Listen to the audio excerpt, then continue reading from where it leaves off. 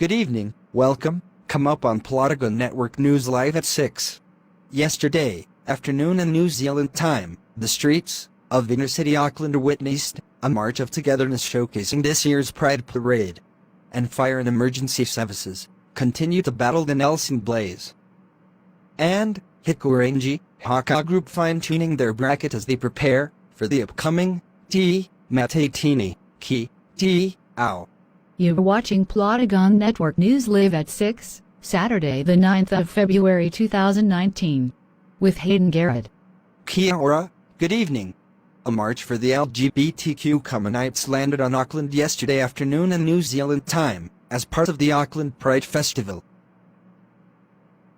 In other news, now, fire and emergency continue to battle the Nelson blaze, with more than 50 firefighters on the ground overnight.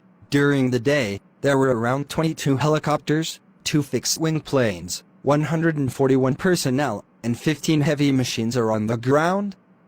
Firefighters haven't been able to push back the 2,100-hectare fire which began on Tuesday New Zealand time, but they are succeeding in containing it. Around 860 properties in Wakefield have been evacuated, and State Highway 6 through Wakefield has been closed to all traffic. Remaining Wakefield residents are asked to prepare to evacuation as evacuation marae will open for those evacuated and needing somewhere to stay. That wraps up today's New Zealand general news. Now, I'll read some world news for Saturday the 9th of February 2019. They were acts of violence that shocked the world. The gun and grenade attacks of 2015 targeted tourists across Tunisia, leaving dozens of holidaymakers dead. Now, 70 Houthis have been sentenced to life in prison for their roles in March. Of that year, 22 people were killed at the Bardo Museum in Tunis, and 3 months later, 38 tourists were shot dead at a beach resort near Sousse. A state of emergency has been in place ever since, but the man believed to have masterminded both attacks is still at large. With me now is our Plotagon Network News reporter Lucy Johnson. Sure, and I'm especially seem to remember the gunman in these incidents being shot at the time. It is yes. Well, I mean there were 2 gunmen involved in the Bardo Museum attack and one who carried out the attack, the Zeus Resort. Yes, I mean these are people who were charged with essentially being part of a network, which was being run by the man seen as the mastermind. And also, new evidence has come out during the trial of Shem Satin, our Sandy, based in Libya, and the people who have received life sentences, 3 for one of the attacks, poor for the other, essentially, were said to have been closely involved with him, both in the lead up to the attack and during it. But others, I mean, there were dozens of people who are on trial, and a number of them were actually acquitted. Others received lesser sentences. It always with these bigs of mass trials, but come after attacks like this, there's a question mark over how much all of those people who've been brought in are actually closely involved, and some of the defendants, some of those have been acquitted, so essentially, all they had done was discuss the issue among just themselves. Well, we got run of time. Thank you very much for your time, Lucy. No problem, Hayden. The US envoy, Stephen Vegan, says he's held 3 days of productive talks in North Korea to prepare for the second meeting between President Trump and Kim Jong. And speaking after arrive in South Korea, Mr. Biggins said that the US and North Korea still had some work to do before the summit, which it's been announced will be in the Vietnamese capital city of Hanoi later this month.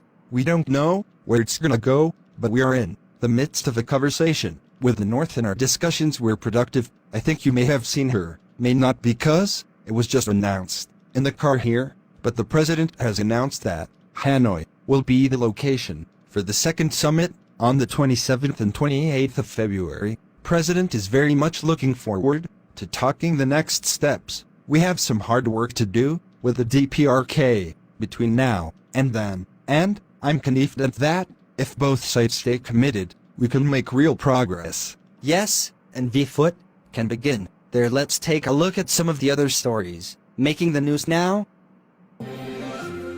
The party, which put forward a former Thai princess for next month's election, has withdrawn her candidacy after her brother, the king, intervened. The Thai Raksa Party, WHTCH, nominated new Bond rap new Hayden as its candidate, said it accepted the king command that according to the spirit of the constitution, she couldn't run for office, even though she had relinquished her royal title.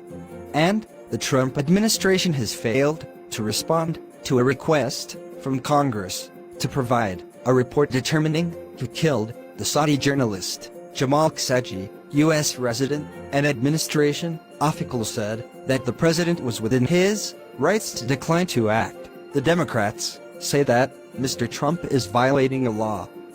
That wrap up today's world news for Saturday, the 9th of February 2019. Now it's time read your Plotagon Network News Sport.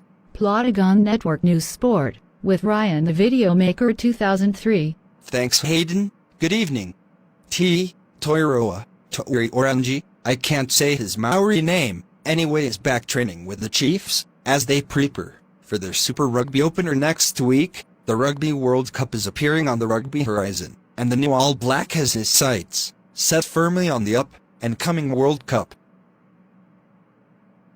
Odier Black is eager to get on the field for the Blues when the Super Rugby season officially begins next weekend. The Maori All Black didn't see any game time last season after an injury, but now he is ready to lead the Blues around the park this year. And that's all we have for sport for tonight. It's great to see my friend Hayden back on YouTube again after 2 weeks absence. I'm so glad he's back, better than ever. Hayden, I hope you enjoyed the rest of your weekend. Oh, how sweet of you. Thanks, Ryan. Anyway, come up after the break. I'll read your weather forecast for rest of United Kingdom for Sunday. If you have any photos, videos of Nelson fires, you can get in touch us, plotagon.networknews@gmail.com, or Facebook us, Plotagon Network News. Welcome back. Stormy weather to come across the northwest of Europe, but some very windy weather, severe gales, not out of the question, and there will be some heavy rain with it as well. Well, you can see the swath of cloud on the satellite picture. That's the first system, and another one waiting in the wings as well. So, that will bring some heavy rain as it continues to move through France, the Low Countries, Germany, and Poland. Eventually, it will bring some snow across the Alps yet again, but through the southwest Mediterranean, for time being, things are largely fine and settled. So, for Sunday, it will be a pleasant day with temperatures into the mid-teens, dry, with some sunshine around, not looking too bad. Across southern Spain, Portugal could have a little bit of cloud and some sharp showers here, but the heaviest of the rain on Sunday and strongest of the winds look likely, as I say, France, the Low Countries, and into Germany as well. So, let's take a look what happens out of Sunday into Monday.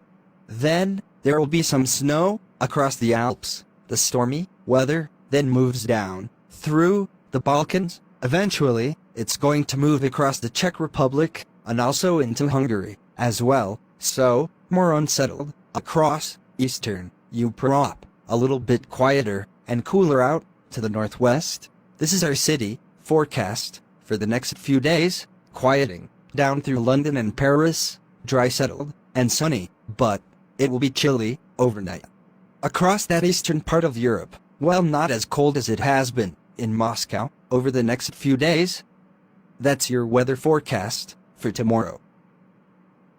That concludes our news for now. You can get in touch with us at plotagon.networknews@gmail.com. You can find all our stories on our Plotagon Network News Facebook page. Thanks for joining us. Good evening.